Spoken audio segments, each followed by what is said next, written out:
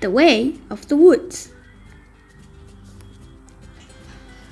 A memorable tale about friendship with delightful characters like Pawpaw the bear, Dillard the dog, Willard the weasel, a story that will be read and reread at little readers at bedtime.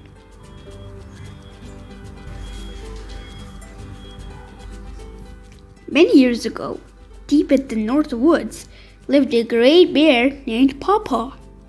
He was the strongest and bravest bear alive, and respected by all the forest creatures.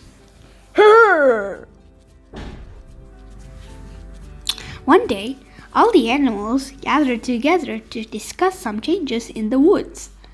A new animal that walked on two legs and was covered in strange fur was making its home nearby. They needed a leader and could think of no one better than Pawpaw. They all marched to Pawpaw's cave and asked if he would be the king of the forest. Pawpaw was thrilled, and even so, he didn't know what being a king was all about. He gladly accepted. Pawpaw then said, "I will need some helpers, and I want Crowley Crow and Willard Weasel to be my advisors." Well, Crowley and Willard were honored and both agreed to work with King Pawpaw. One day, Slither, the snake, visited King Pawpaw and told him of a strange animal he saw close by. Pawpaw asked, "Where did you see this animal?" Slither replied, "It lives with the strange, two-legged creature at the edge of our woods."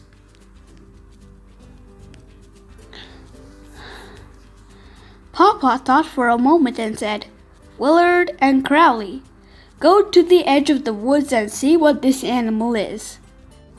Within moments, his two helpers were on their way. Sometime later, Willard and Crowley returned and excitedly told King Pawpaw that there were indeed a strange animal at the edge of the woods. It was small, maybe the size of Bobby Beaver, and it had a strange, barky voice instead of a yelp or a howl. All three sat for a long time thinking about the strange newcomer that lived so close to their woods. Finally, King Pawpaw said, "We must go and meet this animal." All three got up and left King Pawpaw's cave. In a short while, they were at the edge of the woods, watching the strange animal. King Pawpaw said, "Willard, go to the animal and ask what he is and why there is a rope tied around his neck." Without hesitation, Willard scampered across the field and he hid behind some piled wood close to the strange animal. "Psst," said Willard. The strange animal looked around. "Psst! I'm over here in behind the wood pile," Willard said in a loud voice. The strange animal stretched the rope as far as it would go, but not being able to see who was speaking, said, "Please come out so that I can see you. My master isn't around." Willard came out slowly from behind the woodpile and cautiously approached the strange animal. "What type of animal are you?" asked Willard. "I am a dog, and my name is Dillard," he replied. "And what are you?" he then asked. "Me, I'm Willard, the weasel representing King Pawpaw, ruler of the forest." "Why are you bound to that stake in the ground?" asked Willard. "My master keeps me tied, so I cannot go into the woods," replied Dillard. "No animal should be tied," Willard shouted. "I shall bite through the rope to set you free. Then you can come into the woods and live with me." In one mighty bite, Willard set Dillard free. Then the two of them ran across the field and into the woods.